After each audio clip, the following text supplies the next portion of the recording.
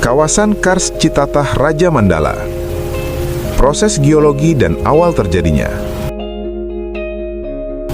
Sobat semua, jika kita melewati kota Padalarang ke arah Cianjur, kita akan menemukan morfologi kawasan yang berbukit dan terbentuk sebagian besar dari kapur, sehingga daerah ini terlihat berbeda dengan bukit-bukit pada umumnya.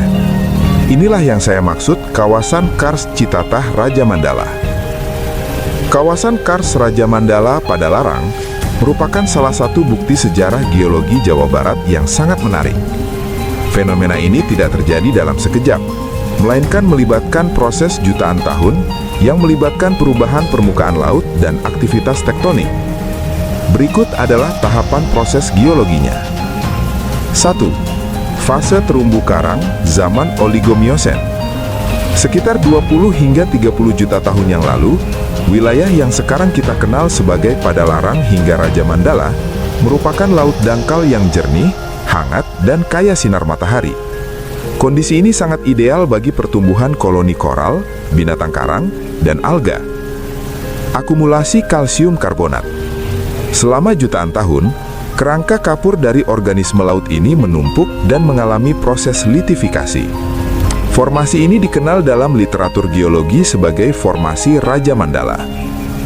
2. Fase pengangkatan tektonik, Miosen akhir, Pleistosen.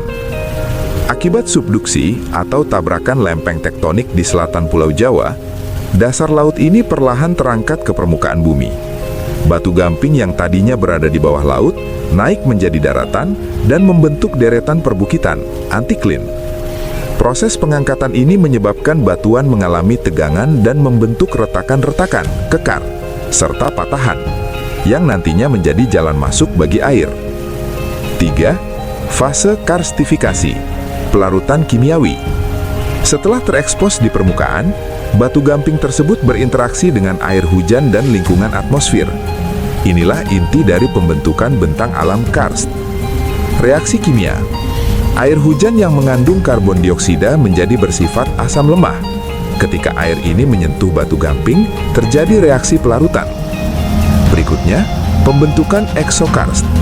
Pelarutan di permukaan membentuk menara-menara kapur seperti di Stone Garden Citatah, lembah, dan rekahan tajam. Dan pembentukan endokarst. Air yang masuk ke dalam retakan melarutkan bagian dalam batu, membentuk sistem sungai bawah tanah, gua-gua seperti Gua Pawon, serta stalaktit dan stalagmit. Bukit Kars Raja Mandala kini menjadi monumen alam yang sangat penting karena beberapa alasan. Stone Garden Citatah merupakan sisa-sisa puncak bukit karang yang telah tererosi, memberikan visualisasi bagaimana rupa dasar laut jutaan tahun lalu. Kaitan dengan Danau Bandung Purba, di mana wilayah Raja Mandala, khususnya Cukang Rahong, menjadi pintu keluar atau bobolan terakhir air dari Danau Bandung Purba menuju Sungai Citarum. Bobolnya Danau Bandung Purba di kawasan Raja Mandala adalah salah satu peristiwa geologi paling dramatis dalam sejarah Jawa Barat. Peristiwa ini menandai berakhirnya era danau raksasa dan dimulainya fase daratan yang kini kita tinggali. Berikut adalah kronologi dan mekanisme proses bobolnya air tersebut. 1. Titik terlemah di pematang Raja Mandala. Danau Bandung Purba awalnya terkurung oleh dinding-dinding pegunungan. Di sebelah barat, penghalangnya adalah deretan perbukitan kapur, formasi Raja Mandala.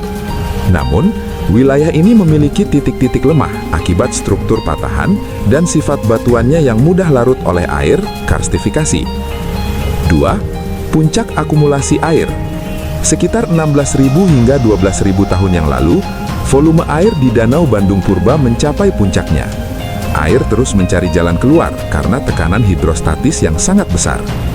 Lokasi yang menjadi titik keluar ini dikenal sebagai Cukang Rahong, dekat area Raja Mandala atau Cipatat. 3. Proses bobolnya air, the outflow. Ada dua teori utama mengenai bagaimana air tersebut keluar. Pertama, erosi bertahap. Air meluap melewati celah terendah di perbukitan Raja Mandala dan perlahan mengikis batuan atau insisi hingga membentuk lembah sungai yang dalam.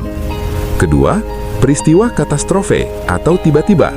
Adanya aktivitas tektonik atau runtuhnya dinding gua bawah tanah di kawasan karst yang menyebabkan air danau terjebal secara mendadak. Air danau yang sangat besar itu tumpah menuju arah barat laut, mengikuti lembah yang sekarang kita kenal sebagai aliran Sungai Citarum. 4. Dampak geologi dan lingkungan. Peristiwa ini mengubah total landscape Bandung, antara lain, pengeringan danau. Permukaan air danau menurun drastis hingga menyisakan dataran aluvial luas yang kini menjadi kota Bandung, Cimahi, dan sekitarnya. Pembentukan Sanghyang Tikoro dan Sanghyang Poek. Di lokasi bobolnya air ini terbentuk formasi geologi eksotis. Sanghyang Tikoro dipercaya sebagai salah satu titik masuknya air ke bawah tanah. Meskipun secara ilmiah, ini adalah bagian dari sistem sungai bawah tanah Kars Raja Mandala yang terpotong oleh aliran Citarum. Proses pengeringan tidak terjadi instan di seluruh area. Sisa-sisa danau masih bertahan sebagai rawa-rawa seperti daerah Ranca Ekek atau Gede Bage hingga ratusan tahun kemudian. Jika Anda berkunjung ke Sanghyang Het, Sanghyang Kenit, atau Sanghyang Poek, Anda sebenarnya sedang melihat pintu gerbang tempat air danau purba itu pernah mengalir deras, menghancurkan batu kapur untuk mencari jalan ke laut. Menariknya, masyarakat lokal memberikan nama Sanghyang yang berarti tempat suci atau tempat bersemayam dewa. Hal ini menunjukkan bahwa sejak dulu, manusia sudah menyadari keunikan dan keajaiban alam di Raja Mandala ini, meski penjelasan ilmiah tentang Danau Bandung Purba baru ditemukan belakangan oleh para ahli geologi. Saat ini, kawasan Citatah Raja Mandala membutuhkan upaya konservasi yang serius untuk menyelamatkan warisan geologi dan ekosistemnya dari kerusakan permanen. Pertama, eksploitasi masis untuk industri batu kapur mengancam kelestarian kawasan ini, mengurangi luas bukit karst, dan memicu risiko bencana. Kedua, kondisi air tanah. Meskipun ketersediaan air tanah di kawasan ini tergolong belum kritis, indeks rata-rata 40%, namun aktivitas penambangan yang tidak terkendali berpotensi merusak cadangan air tanah. Demikian sobat, semoga bermanfaat. Jangan lupa subscribe, like, dan komentarnya, serta bunyikan lonceng agar sobat semua mendapatkan notifikasi video-video saya selanjutnya. Salam.